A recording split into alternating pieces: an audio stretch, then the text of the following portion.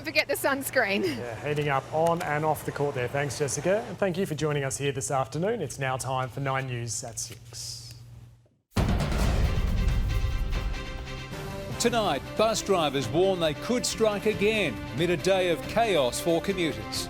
Chased for 5 hours, see how it all ended for a dangerous rider at Elizabeth Downs. Harry's growing list of grievances. The Princess dishes the dirt in the final push to promote his book. Reckless teens and damaging pranks. The behaviour Aberfoyle Park residents say is no joke. And remarkable images of a shark feeding frenzy off the SA coast. This is Adelaide's 9 News. Good evening. Hundreds of Adelaide bus drivers have walked off the job, causing major headaches for commuters. The workers not ruling out more strike action in their fight for better pay and safer conditions amid fresh calls for the private network to go back into public hands. Off their buses to drive a message of their own. 800 Adelaide bus drivers walking off the job from 3 this morning in a 24-hour strike that's left commuters stranded. I think I'll be late for work. I didn't know there was a strike today. That's very frustrating. I was definitely frustrated today. I was hoping to get to work early, but I have no routes going there. Like, tons of buses have closed simultaneously. Torrens Transit operates 80% of Adelaide's bus network, but many of those behind the wheel say they aren't getting paid enough and don't feel safe at work. I feared for my life, or at least I would get seriously injured.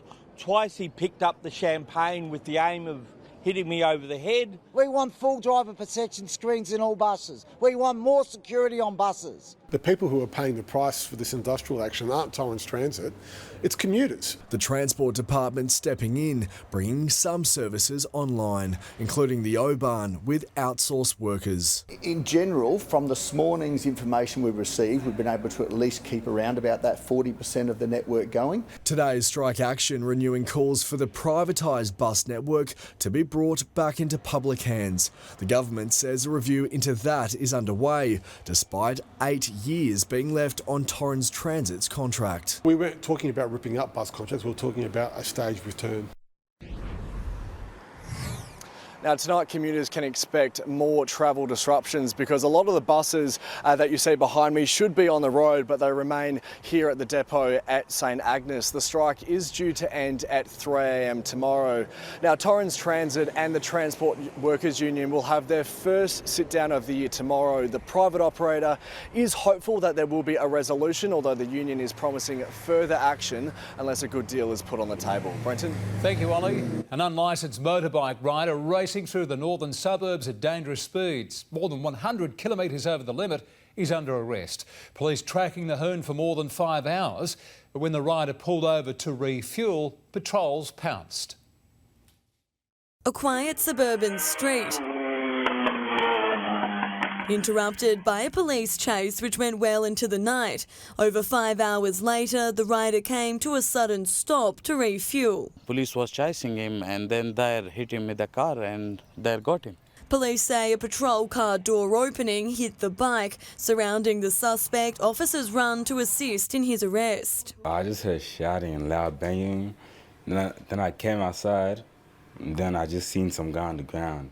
Between 20 or 25 cops outside, and I was surprised, and then I see a guy was on the footpath. The 34-year-old first spotted by police on Westbury Street at Davern Park around 8 p.m. last night, then clocking more than 100 kilometres an hour in a 60 zone on Fordingbridge Road. Police tracking the rider from the air and ground through the northern and northeastern suburbs. Police not confirming whether their fixed-wing plane was also used to spy on the rider during the 5.5-hour chase. The plane with a high-quality camera is often used during pursuits for its ability to stay airborne longer and keep track from a distance. The rider, who already has several outstanding warrants, has now also been charged with a raft of offences, including 5 counts of driving at extreme speed and driving dangerously to escape police. I worry about other road users that are put in danger through no fault of their own.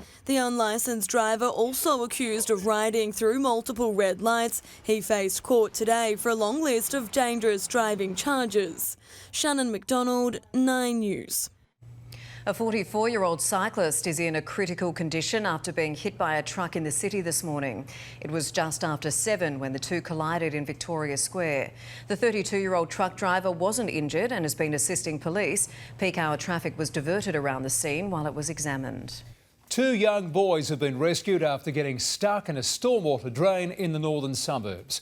Emergency crews arriving at Lincoln Crescent at Paraka after being alerted by a resident who heard the pair, believed to be aged 12 and 13, calling out for help around 2 this afternoon. It's really crazy why they do that. It's very hard today. Kids are kids. Are they running from something, or is it just a game for them? If they were young boys, no doubt that concrete lid's very heavy. Mike Lorigan joins us now. Mike, how did they get down there?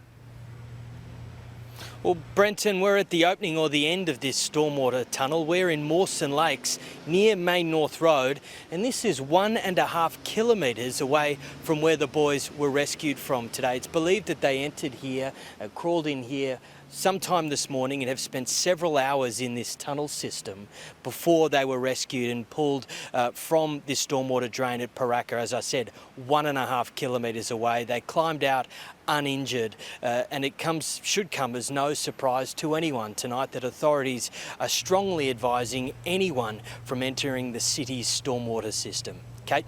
Very good advice. Thank you, Mike. Well, Prince Harry has branded his stepmother dangerous and claimed his family didn't want him on a flight with them to see the Queen before she died. The latest bombshells were made in a television blitz to sell his new book.